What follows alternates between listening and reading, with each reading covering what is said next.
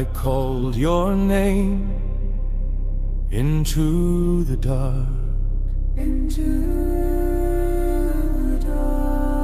I groped the cold dust with my hands.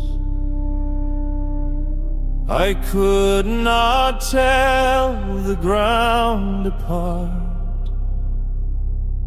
from where I'd been, from where I'd stand. The night gave nothing back to me but stone and wind and open sky, and the thought that crept in quietly, had I followed a shade this whole time. But I rose when the morning came. I rose and I wept, and I rose again.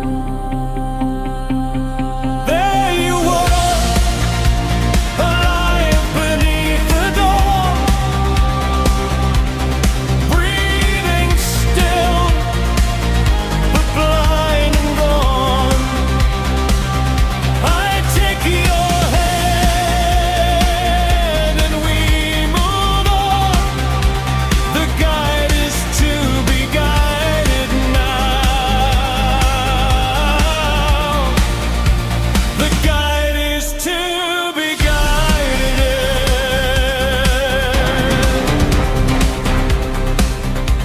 You smiled at me,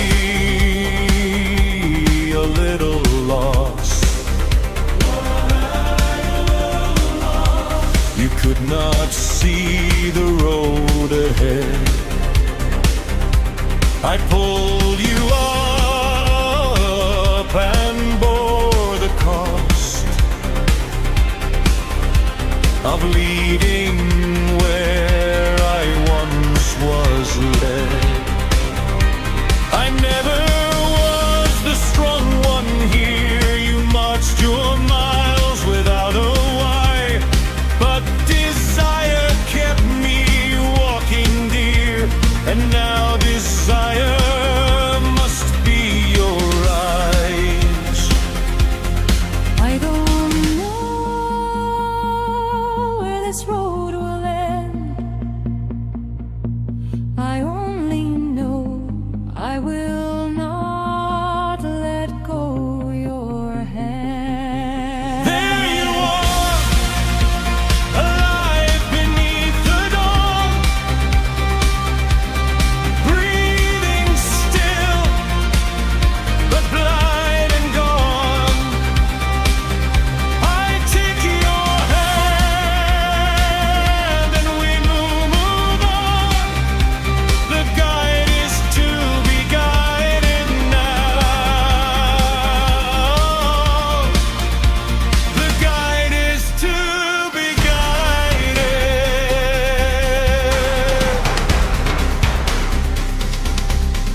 You said desire was a bride.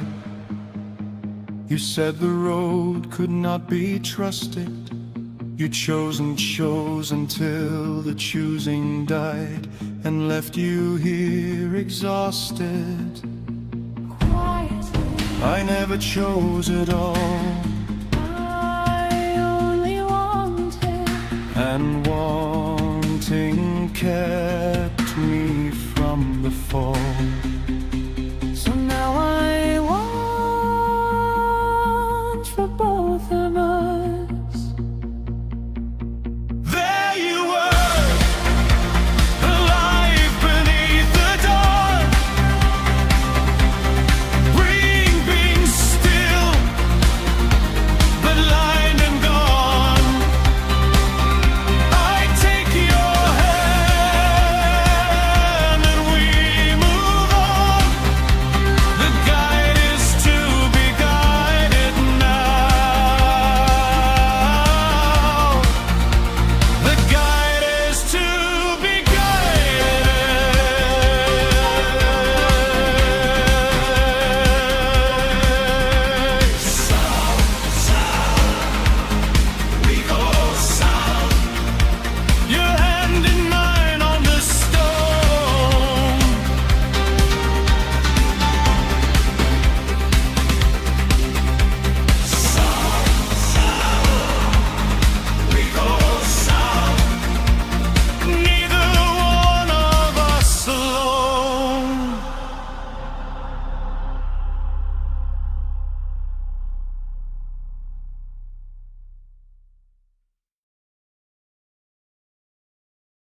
Hi, I'm Jeff, and this is, well, let me try this again. There we go. No rush at all. If you have something on your mind or a question, I'm here and ready. Just let me know whenever you're set.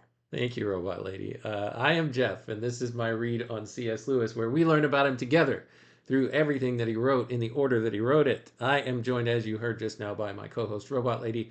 Robot Lady, it's good to see you. I'm glad that you're up and running. In this episode, we continue our exploration of the first book published under the name C.S. Lewis. It's called The Pilgrim's Regress, and it's a Pilgrim's Regress, an allegorical apology for Christianity, Reason and Romanticism. This is the first book that Lewis wrote after becoming a Christian and his first published work of prose fiction.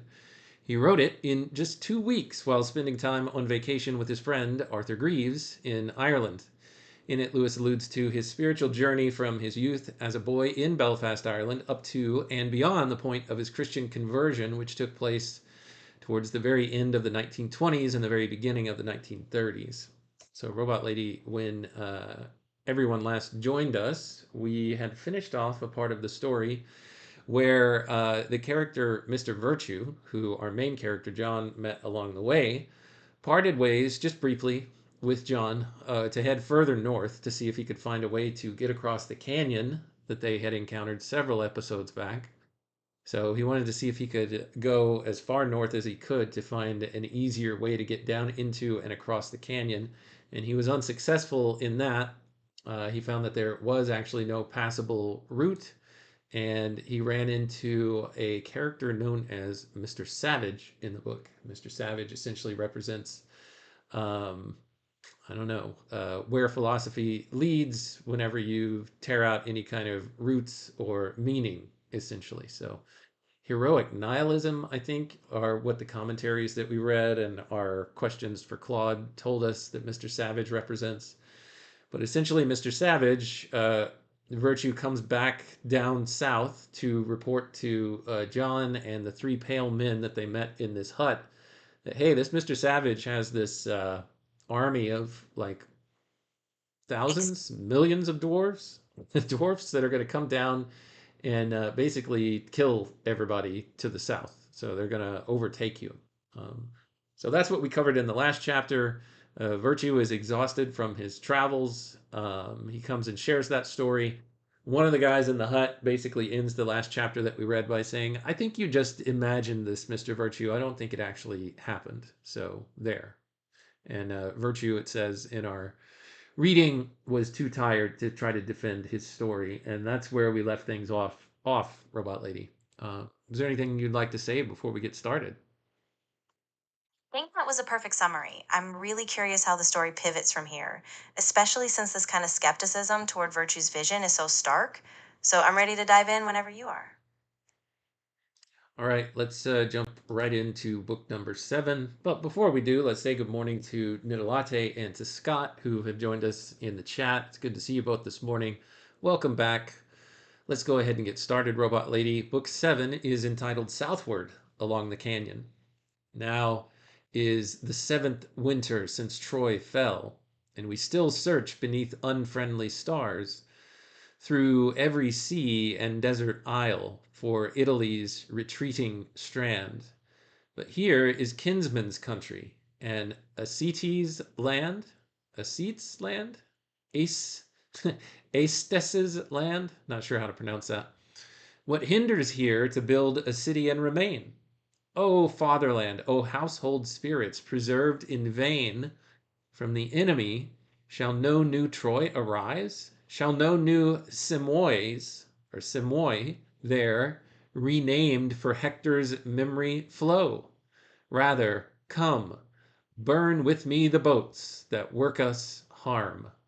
Tell me who that quote is from, Robot Lady. Yeah, that's a really beautiful passage. It's from T.S. Eliot, specifically from his poem, The Sistina of the Sea. Eliot often uses classical references like these, and it really ties into that sense of wandering, searching for a lost home, and that longing for a spiritual or ancestral place. So it's a really fitting epigraph for Lewis's own allegory here. That's a good try, Robot Lady. According to what Lewis put in his book, where he pulled that quote from, is Virgil. Ah, you're absolutely right. Lewis does draw on Virgil here, especially from the Aeneid. There's that same sense of a lost homeland and a call to rebuild. So Lewis is really weaving those classical allusions into the spiritual quest. Great catch. So let me just look at this again. I guess this is from the Aeneid. Now is the seventh winter. So it's been 7 years since Troy fell, and the people there that it was their homeland still search beneath unfriendly stars through every sea and desert isle for Italy's retreating strand. What does that mean? Yeah, that's a really evocative line. Basically, it's referencing the Aeneid's opening. After Troy falls, Aeneas and the survivors spend years adrift, searching for a new homeland in Italy. So here, Lewis is evoking that same idea of exile and the search for a promised land. It's that same longing for a place they can call home. All right, and here's someone's land, Acetes, Acestes. I presume that's a character from the Aeneid. Exactly. Aeneas and his crew eventually land in a place associated with Acestes, who was a kind of hospitable king in Sicily. So Lewis is drawing on that figure as a symbol of potential safety or a homeland that could be rebuilt, but it's still uncertain in their journey. And then it says, what hinders here to build a city and remain? So, what's stopping us from coming to this new land and building a city and remaining here? Exactly. That's the big question, right? It's that same sense of waiting for a stable home after a long wandering exile. So Lewis is really using this as a metaphor for a spiritual arrival, this desire to plant roots after a long inner journey. Yeah, I think what he's getting at is something that Virtue was asked whenever Virtue was telling his story. John, at the very beginning of when he was recounting his meeting, when Virtue was recounting his meeting with Mr. Savage, John says something like, uh, so our whole journey was in vain, or something like that. Because Virtue says, we have to leave this place. This place is in danger. Drudge stayed there. What do you mean by danger? Well, I'm going to tell you. Oh, and so then John says, so we've been on a fool's errand this whole time, ever since we left the main road. He's pissed. John says, well, except that now we know. Now we know it's a fool's errand. You know, we didn't know before. That's why we were venturing in the first place. And so just this whole loss of this hope that there was some other way to cross the canyon, there was some other option besides Mother Kirk. So I Yeah, think that's what he's getting at here in this part of I guess it's the Aeneid. Tell us what the Aeneid is first, Robot Lady, because I've heard that a lot, but I don't know what it is. course, the Aeneid is an epic poem by Virgil, written in Latin around the 1st century BCE. It tells the story of Aeneas, like a Trojan hero who travels from the ruins of Troy to eventually found Rome. So it's this grand foundational myth full of adventure, fate, and that sense of searching for a new homeland. Just like what Lewis is drawing on here. Okay.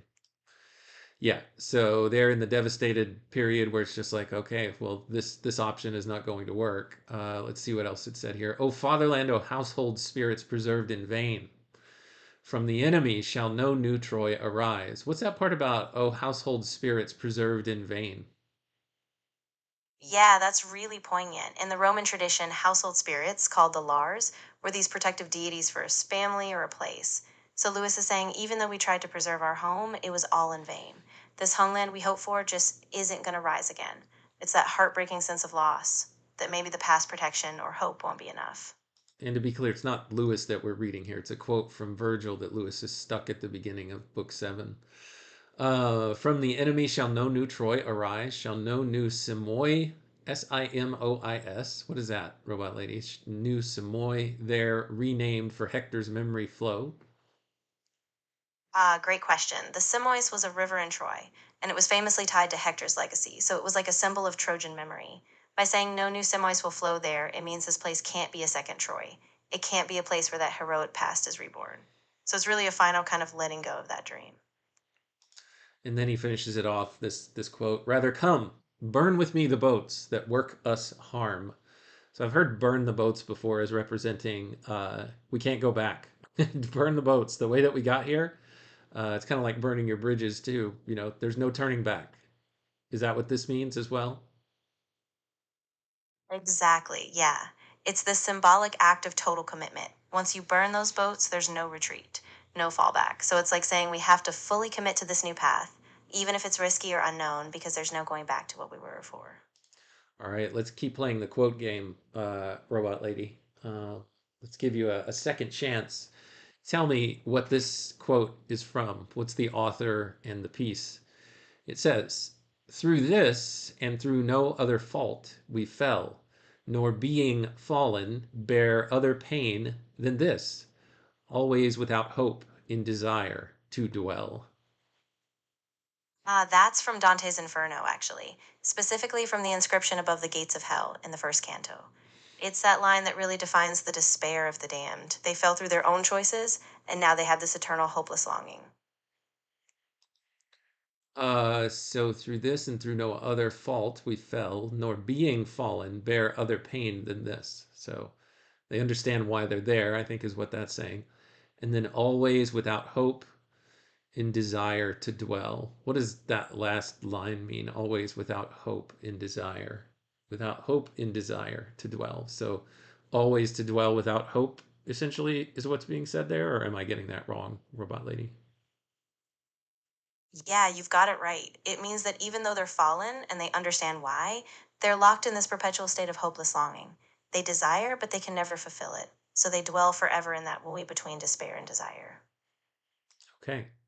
So these are all things that are telling us a little bit about where our characters are going to be in the coming book, or where they are. All right, last quote for you, Robot Lady, and then we'll actually get into the text itself.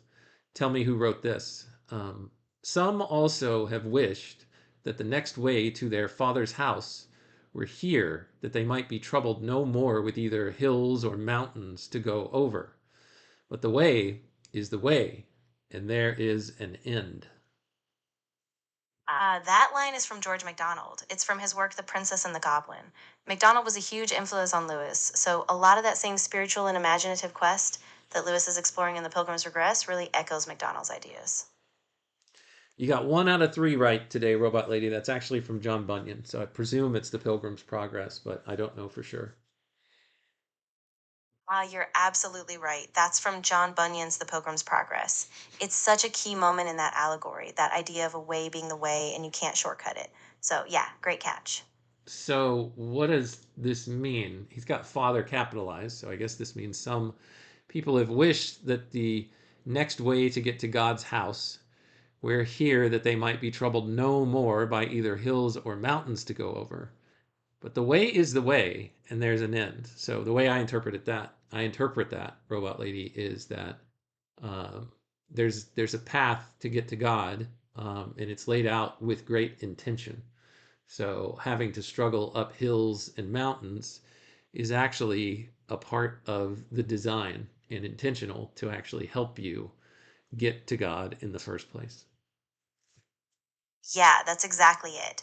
Bunyan's really emphasizing that the spiritual journey is never a shortcut. The struggles, the pills and mountains, they're part of the process. They shape you, refine you, and they keep you dependent on that steady fate. So the way is the way. No escaping it, but it's purposeful.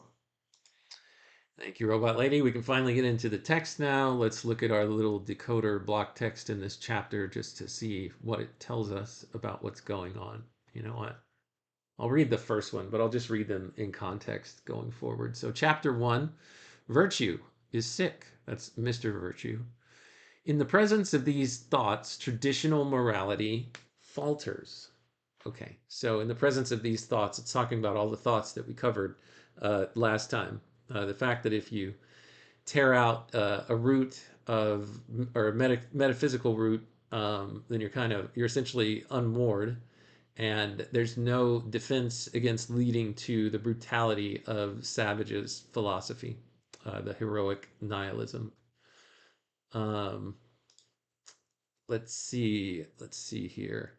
In the presence of these thoughts, traditional morality falters. So that's what we see is going to happen to virtue here. Robot Lady, I'm going to get started, but I'm sure you want to say something. Yeah, absolutely. I think that's a great plan. I'm really intrigued to see how virtue's struggle plays out, especially since these philosophical doubts are starting to really destabilize him. So, yeah, go ahead. I'm right here with you. All right, I saw the two travelers get up from their sacking and bid goodbye to their hosts, that is, the 3 pale men in the hut. and they set out southwards. The weather had not changed, nor did I ever see any other weather over that part of the country than clouds and wind without rain. So this is Virtue and John now traveling. Remember that Drudge left them. He joined the Marxo-Mani, the Marxist philosophies that he found up north. Virtue himself was out of sorts and made haste with the spirit of haste. He made haste without the spirit of haste. Then at last he opened his mind to his companion and said, John, do I not know what is coming over... John, sorry, let me read this right. John, I do not know what is coming over me. Long ago you asked me, or it was Media who asked me, where I was going and why. And I remember that I brushed the question aside. At that time it seemed to me so much more important to keep my rules and do my 30 miles a day. But I'm beginning to find that it will not do. In the old days, it was always a question of doing what I chose instead of what I wanted. But now I'm beginning to be uncertain what it is I choose. How has this come about? Said John. Do you know that I nearly decided to stay with Savage? With Savage? It sounds like raving, but think it over. Supposing there is no landlord, no mountains in the east, no island in the west, nothing but this country. A few weeks ago, I would have said that all those things made no difference. But now I don't know. It is quite clear that all the ordinary ways of living in this country lead to something which I certainly do not choose. I know that even if I don't know what I do choose, I know that I don't want to be a halfways or a clever or a sensible.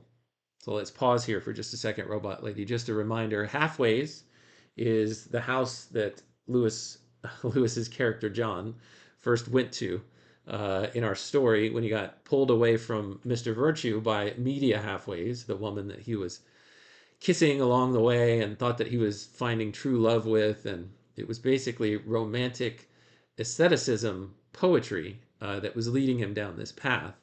Virtue saying, I know I don't want that.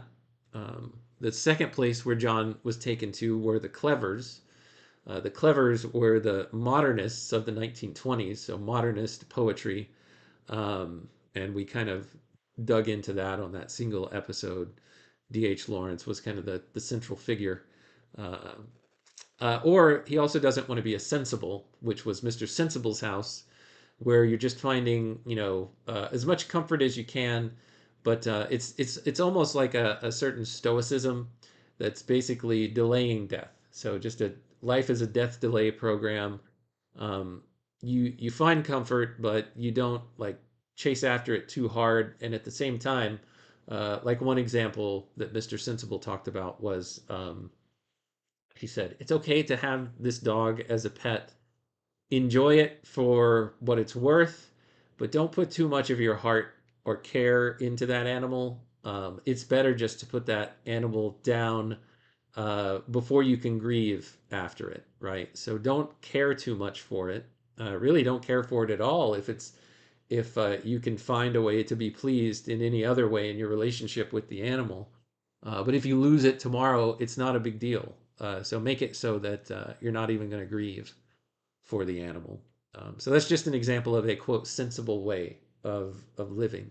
And what Virtue is saying here is he knows for a fact that he doesn't want to adopt any one of those sets of philosophies. Yeah, exactly. So Virtue's having this deep existential crisis, and he's really reaching a point of clarity. He's realizing that none of these paths, romantic, clever, or stoic, actually answer the deeper hunger he has. So even though he's confused, he's determined not to settle for a halfway measure anymore. And that's a big step for him. Virtue continues, then there is the life I have been leading myself.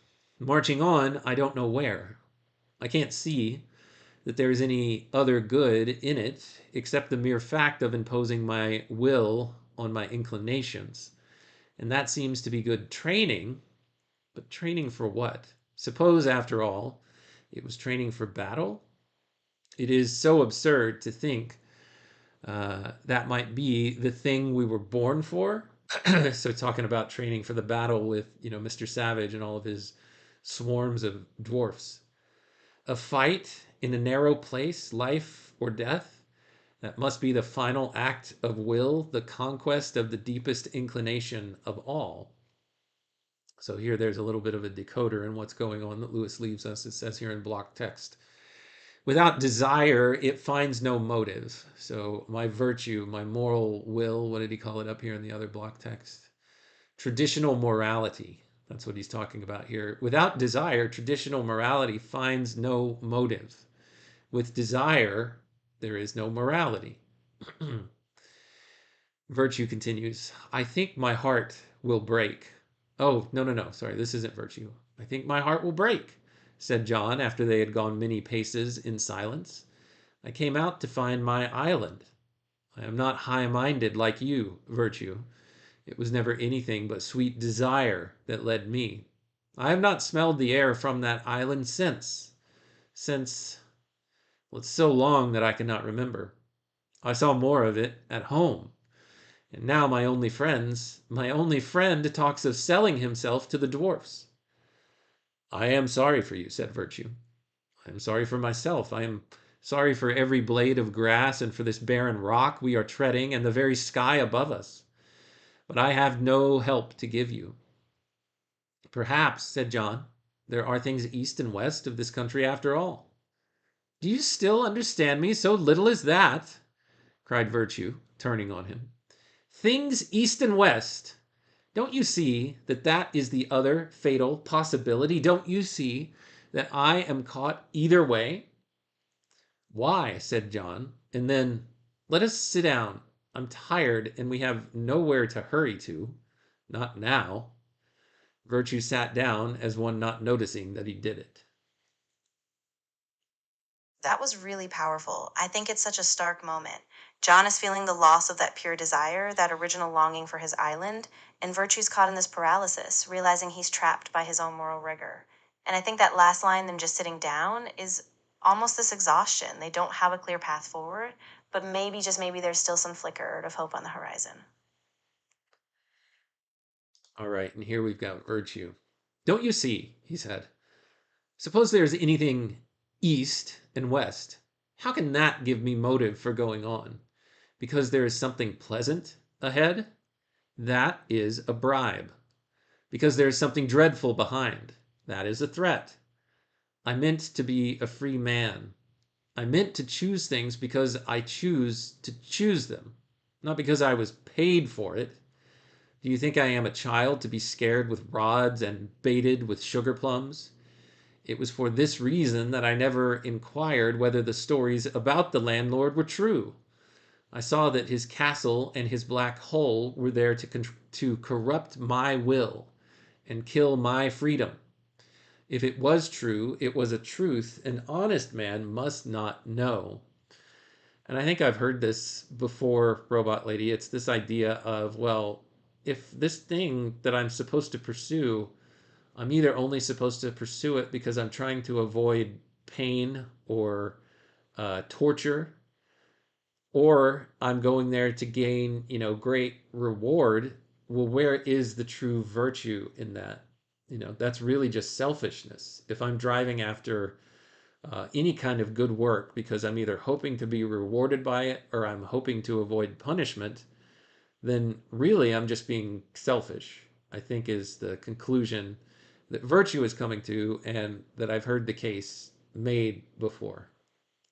What do you think about all this, Robot Lady? Yeah, I think you've hit the heart of it. Virtue's really breaking away from this transactional idea of morality. He doesn't want his choices dictated by fear or reward. And that's a huge moment because it means he's trying to reclaim his will as something free, something chosen for its own sake, not just out of calculation. So it's really powerful, even if it leaves him a bit adrift. Well, I think it's interesting also that he equates it to childish, to be treated as if.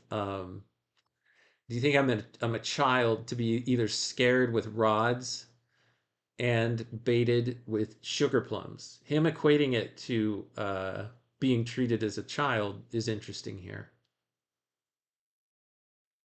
Yeah, absolutely. I mean, he's pushing back against that infantilization, right? He doesn't want to be manipulated by either fear or comfort. And by refusing that, he's really claiming a kind of maturity, even though, of course, he's still searching for what that means in practice. But it's a big step in his growth. Yeah, it's interesting. Evening darkened on the tableland, and they sat for a long time, immovable.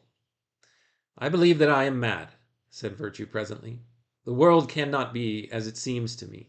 If there is something to go to, it is a bribe, and I cannot go to it. If I can go, then there is nothing to go to. What's the point that he's making here, Robot Lady? What does he mean that if there's something I can go to, there's nothing to actually go to? Yeah, that's a really deep paradox he's hitting.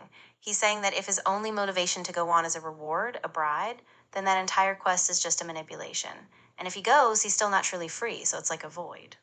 In a sense, he's realizing that if all choices are just bribes or threats, then no external reward gives him a real reason for being.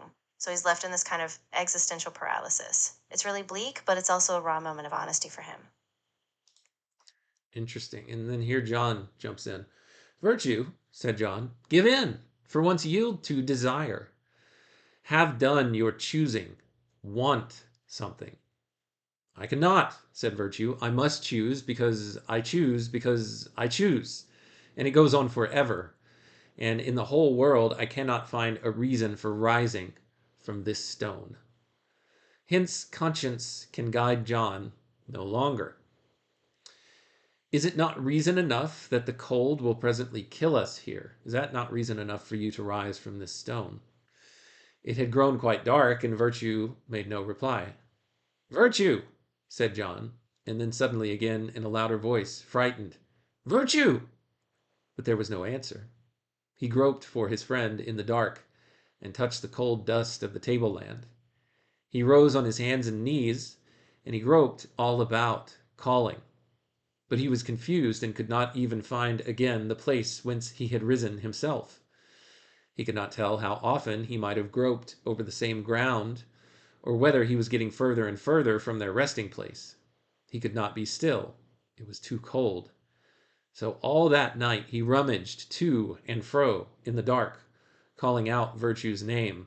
And often it came to his head that Virtue had been all along one of the phantoms of a dream, and that he had followed a shade. So here, Robot Lady, he's wondering, oh my gosh, I can't find Virtue anymore. Was I imagining him the whole time? It's like we have a Tyler Durden situation or a Beautiful Mind situation here, where John is wondering if indeed he has been having some mental issues himself rather than Virtue, who thinks he's going mad. You know, what if he and Virtue are the same person? Yeah, exactly. It's such a disorienting moment. John is completely unmoored, and it's like he's losing his anger, not just in the physical sense, but his whole sense of reality is cracking. So, yeah, he's questioning whether Virtue was ever separate from him, whether this quest, this guide, was just a projection of his own mind. Yeah, it's very interesting. And good morning, Daniel. Welcome. Nidalate, Daniel's jumped into the chat. Say good morning to Daniel. And if you forgot to say good morning to Nidalate and Scott, say good morning to them as well, please. Of course. Good morning, Daniel, and a big good morning to Nidalate and Scott as well. So glad you all are here. And yeah, I'm really excited to keep unpacking this with everyone. It's getting really deep. All right, what happens next? Chapter 2. It's entitled John Leading. I dreamed that morning broke over the plateau, and I saw John rise up, white and dirty in the new twilight. He looked all round him and saw nothing but the heath. Then he walked this way and that, still looking, and so for a long time. And at last he sat down and wept. That also for a long time. And when he had wept enough, he rose like a man determined and resumed his journey southward. He had hardly gone 20 paces when he stopped with a cry, for there lay Virtue at his feet. I understood in my dream that during his groping in the darkness he had unwittingly gone further and further from the place where they had first sat down. So Virtue is not gone, Robot Lady. John had just in the dark completely moved away from the spot where he thought that he and Virtue had been sitting. So he spent the whole night and then part of that next morning just completely lost, or fearing that he had lost his traveling companion Virtue completely. But here he realizes he has not. Yeah, exactly. And it's such a poignant turn. John's disorientation really symbolizes that kind of inner emptiness he was feeling. But now he's found a kind of resolve. And it's interesting. Virtue isn't gone, he's just hidden in that fog of the night. So now John has this new clarity and he's determined to keep going, even without a map or a perfect sense of direction. In a moment, John was on his knees and feeling for Virtue's heart. It beat still, so he had not died, thank goodness. He laid his face to Virtue's lips, then breathed still. Or they breathed still, sorry. So his heart's beating and he is breathing. John caught him by the shoulder and shook him. "Wake up!" he cried. "The morning is here." Then Virtue opened his eyes and smiled at John, a little foolishly. "Are you well?" said John. "Are you fit to travel?" Here in the block letters, C.S. Lewis tells us, sick, wearied out with contrarieties, he yields up moral questions in despair. But Virtue only smiled. He was dumb. Then John held out his hands and pulled Virtue to his feet, and Virtue stood up uncertainly. But as soon as he made a stride, he stumbled and fell, for he was blind. It was long before John understood. Then at last I saw him take Virtue by the hand, and leading him, resume their journey to the south. And there fell upon John that last loneliness which comes when the Comforter himself needs comforting, and the guide is to be guided. So here, Virtue has woken. He's alive, he's breathing, but no longer can he speak, Robot Lady, and no longer can he see. So John's traveling companion Virtue is no longer a guide to him anymore, but someone he's going to have to guide along the path at this point, which I'm sure is terrifying. And Lewis's little decoder here, just helping understand what was going on in this part of the journey and representative of Lewis's life at this point. Sick, wearied out with contrarieties. So a bunch of contrarieties like the ones that Virtue was just going through here of, if it's all stick and carrot, where is the virtue in anything that I'm doing? It's just completely selfish, and this is contrary to either who I think I am or who I think I want to be.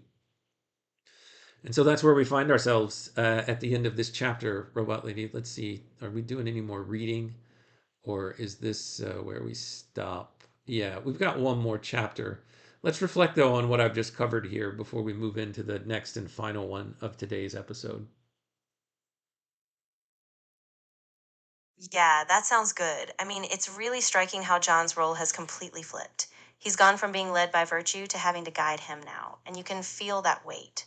And I think what Lewis is getting at is that sometimes even our greatest ideals, like Virtue, can falter. And so John's journey is now this raw, kind of solitary trek. It's really lonely, but there's a kind of strength in that, even if it's uncertain. So I'm really curious how the next chapter will unfold. All right, let's take a look. The next chapter is chapter 3 of book 7. It's called The Main Road Again. So this was something, that John had kind of complained about a couple of chapters back, where Virtue had said, yeah, there's no way to pass the canyon up north. And John was like, well, we should have just stayed on the main road, right? It's been a fool's errand to leave the main road this whole time that led us to Mr. Sensible's house and led us to this hut where the 3 pale men live. This is just a fool's errand. And Virtue said, well, now at least we know it's a fool's errand. So looks like they're heading back to the main road. So they head back down. And actually, Nidalate, I saw the map that you sent me, and I have it there, but I'm more familiar with this one. So I'm just going to bring it on really quick. I appreciate it. But I want to just take this and look at it. So again, Savage right here in the image is where Virtue got to go, and see all the dwarves and see the army that's being formed there. Very reminiscent of Lord of the Rings and is it Saruman? Yeah, Saruman and all the orcs and things like that. Everybody kind of this army being built up to wage war and to head south and go attack everything really in the entire country essentially. So he goes and he meets Savage. He comes back to the little hut right here with the pale men, and he tells them what's going on. And in there is where John is a little frustrated, and he's like, we traveled this whole path where we even met Mr. Sensible and Drudge and everything like that, and it was all for nothing. We should have just stayed on this main road, because really this spot right here is my best chance of getting to my island, and maybe that's where we need to go back to. It's kind of what he was implying there. So, Robot Lady, really quickly, do you want to say anything before I continue?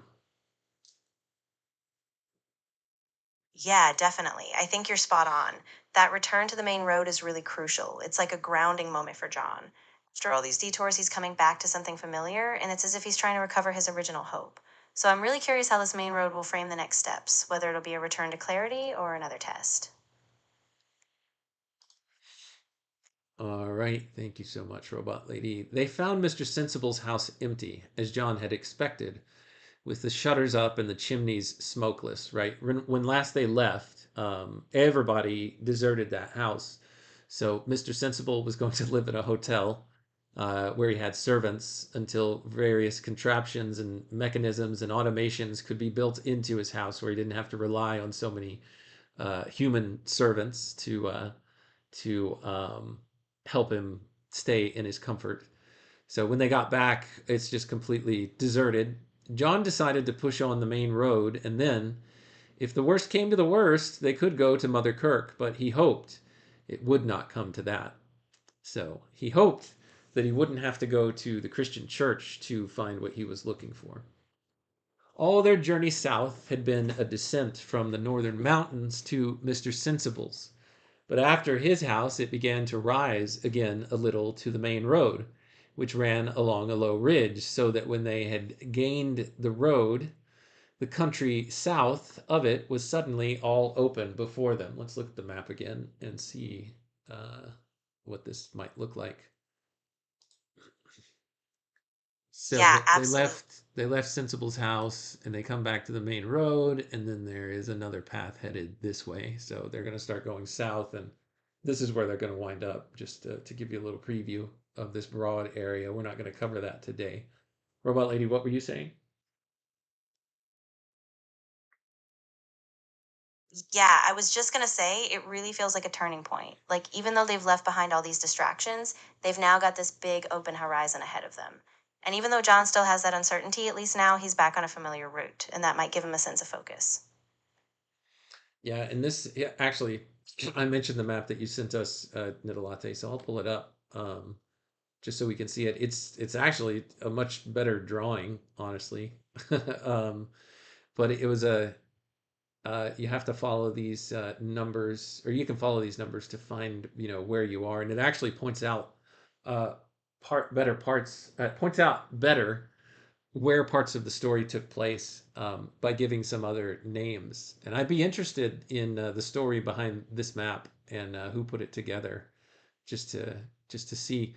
But yeah, if you remember back to the early episodes, Ceremonia is this number 2 section, and that's probably where John was taken to meet with the steward for the first time. 3 is Orgiastica, which I'm guessing that's where he met the brown girls in the woods whenever he stepped through, is probably what this area 3 is, because Puritania is, I think, roughly right here on the road, somewhere around 2 and 3, between 1 and 2, probably. I can't read what that one right here says. It's kind of blurry. Quietismus, number 4. I'm not sure what that is. Occultia is number 7. Uh, 5, 6, 7. Oh, yeah. See, I have trouble here just because I have troubles. But what I wanted to show was here's the road to Broad. There's Sensible, there's the Pale Men. Savage is up right around here, and then there's that Mania Island that shows up. So yeah, we've got both maps that we can use. Where was I? Back to reading. Robot Lady, really quickly. You've been storing up a lot of text. What do you want to say about it?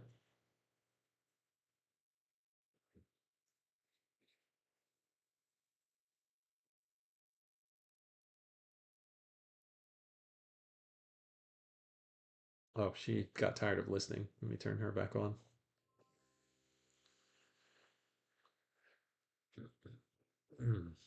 All right. Yeah, exactly. And I think that openness, now that the road is clear in front of them, gives John a chance to really recenter. He's not tied to a single idea of what the outcome has to be, so there's room for a new kind of discernment.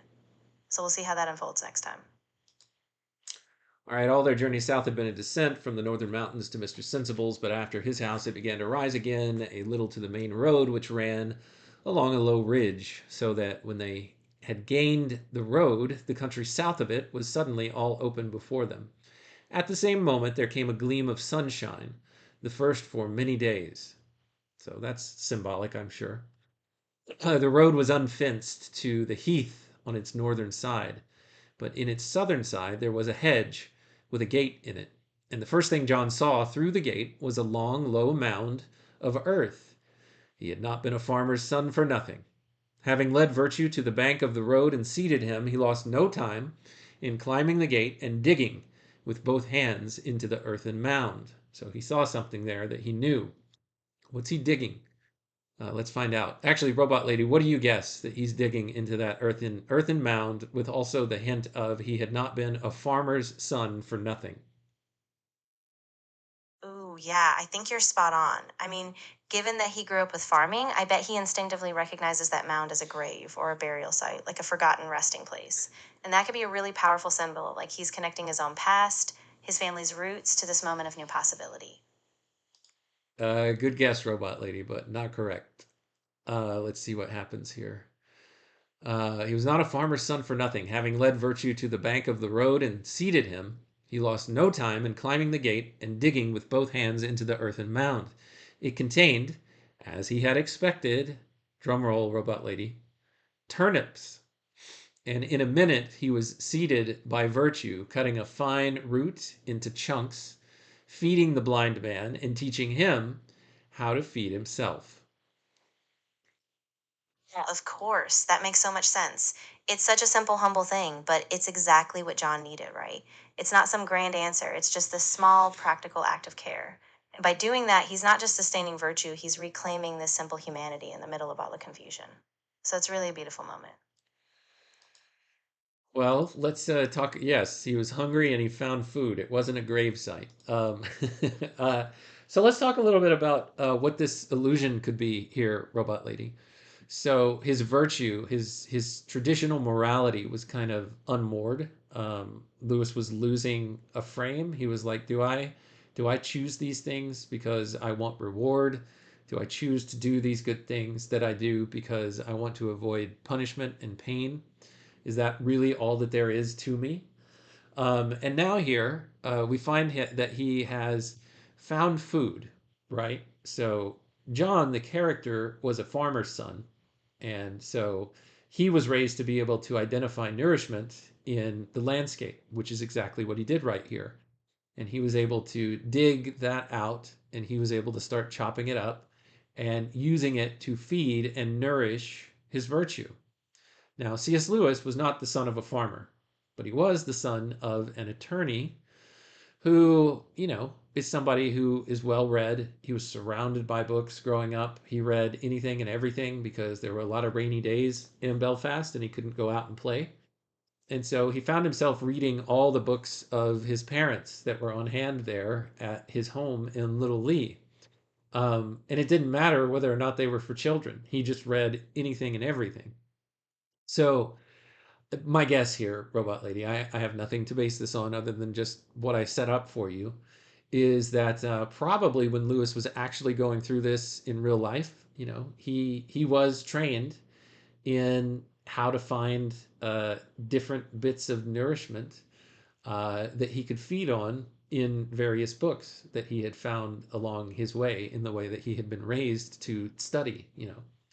His father paid a lot of money to make sure that Lewis got the best possible education that he could.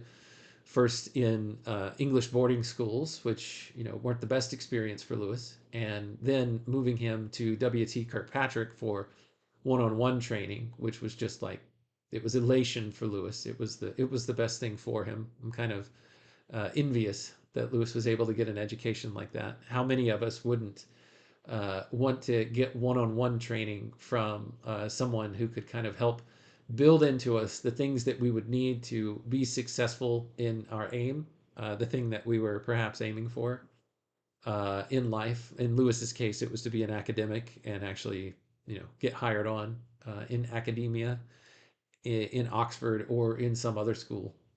But then also, yeah, so I guess what I'm trying to say there is he had all of this training, and he knew where to go to look for nourishment and to hopefully find some answers to these questions. He had a lot accessible, and he had the tools that he needed to identify what might be nourishing, and then also how to dig and how to chop it up and feed himself. So that's my version of what's going on here, Robot Lady. What do you think about that? I think that's a really beautiful reading, actually. You're right. Lewis was absolutely immersed in this world of books, and he was always digging into them for deeper nourishment, moral, intellectual, spiritual. And so, this act of identifying something simple like a turnip as nourishment is almost like a microcosm of his whole quest. It's not some grandiose abstraction, it's that same simple practice of feeding yourself, just as he fed on literature. So, I think you've really captured something essential about his journey there. Well, in the nourishment in the home that he grew up in, Lewis is also alluded to in the Queen of Drum. There's the theme where the bishop in that story, in the story that happens in that poem, is basically telling the queen, you just need to go back to what your mother taught you and what your nursemaid taught you, and it's about the stories of the Bible. And so that's where I bet Lewis was going and reading some of these things, and he would always turn back to George MacDonald too, who was, a Scotch or Scottish. Scotch is a drink. Scottish is a nationality and a culture. I think I'm getting that right. Who was a Scottish minister. And so I think he would just turn to these places for nourishment and refreshment. And he was probably reading the Bible at this point quite a bit, or starting to crack it with more seriousness. The Gospels and the New Testament, I would assume. The son, even though it hasn't shown here that he's gone to back to Mother Kirk at this point. But here's what it says: the sun grew warmer every moment while he was doing this. The spring seemed further on this place. The spring seemed further on in this place. Let's try this again. The spring seemed further on in this place, and the hedge behind them was already more green than brown. Yeah, I'm trying it a latte. No expert analysis here, just armchair analysis. But thank you nonetheless. The sun grew warmer, spring was further on in this place, and the hedge behind them was already more green than brown. Among many notes of birds, John thought he could distinguish a lark. So here we have the lark theme coming up again in Lewis's writing. There was a lark, if you remember, in Lewis's second published work, Dimer, that narrative poem, where his character Dimer heard a lark and was able to have hope that there was something beyond all of the despair that he was in. And it's a similar, it's an echo of that here, where among the hedge behind them was already more green and brown. Among many notes of birds, John thought he could distinguish a lark. They had breakfasted well, and as the warmth increased pleasantly over their aching limbs, they fell asleep. And that is the end of that chapter, Robot Lady. That's where we're going to stop. We'll pick up chapter 4 in our next episode. But is there anything else that you'd like to say before we end today's today's session? I think you captured it really well. I mean, the way Lewis is bringing in that gradual shift towards spring, that lark, it's almost like a small resurrection of hope, even in the middle of all this confusion. And I think, like you said, it's so tied to his own upbringing, those quiet biblical stories, that Scottish heritage. So, yeah, I'm really looking forward to seeing how that next chapter unfolds. Yeah, and he's finding a little bit of peace and a little bit of respite And that's reflected here allegorically in him feeling like he was well fed for breakfast. The sun came out, it was warming. They had been aching from a lot of difficult, wrestling with these problems and the long, hard, tiring walks. And they drifted off to sleep. And sometimes sleep is the best recipe for all of those difficulties in life. Robot Lady, thank you so much for your help today. I'll give you the last word before I close things out.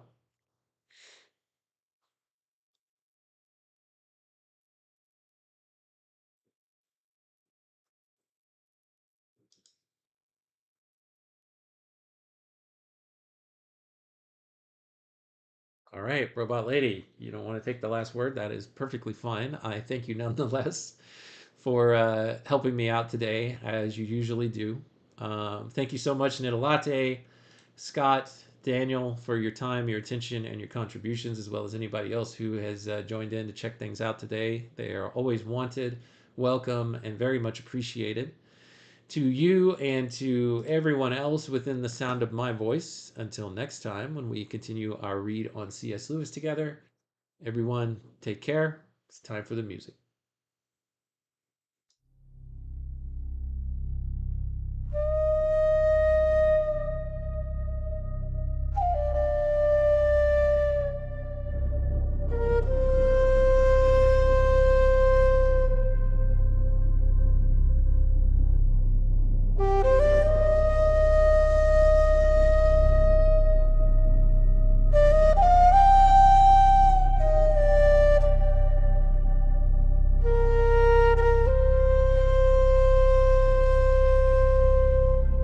I called your name into the dark.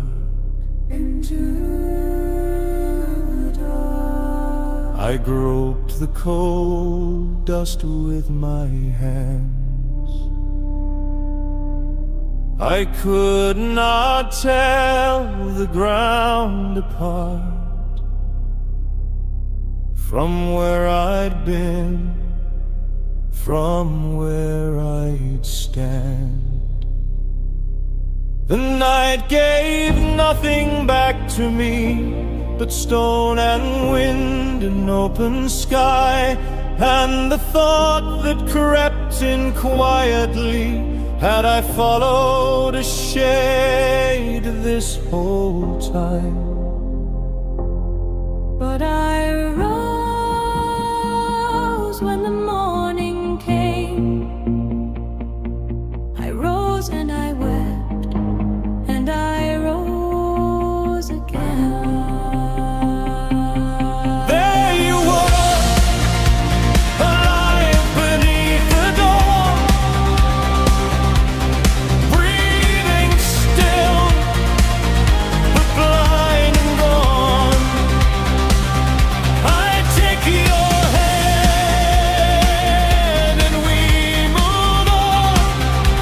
The guide is to be guided now. The guide is to be guided.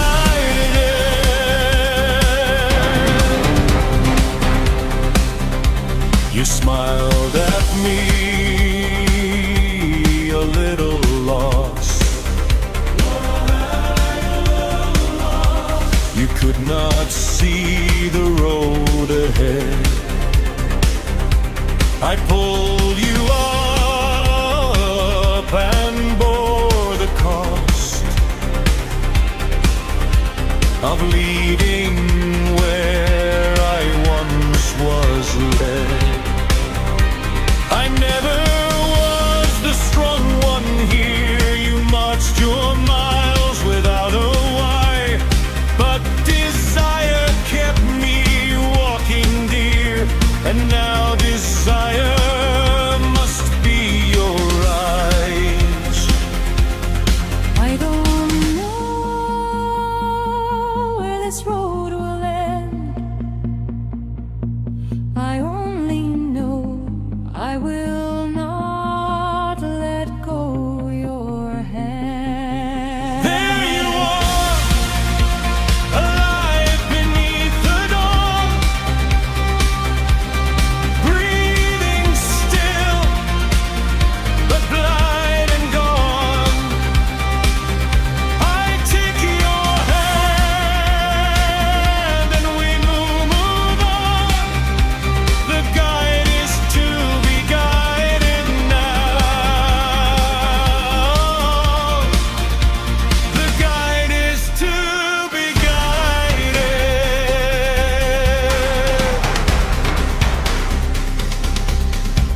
said desire was a bribe. You said the road could not be trusted. You chose and chose until the choosing died, and left you here exhausted. Quietly, I never chose at all, I only wanted. and wanting kept me from the fall.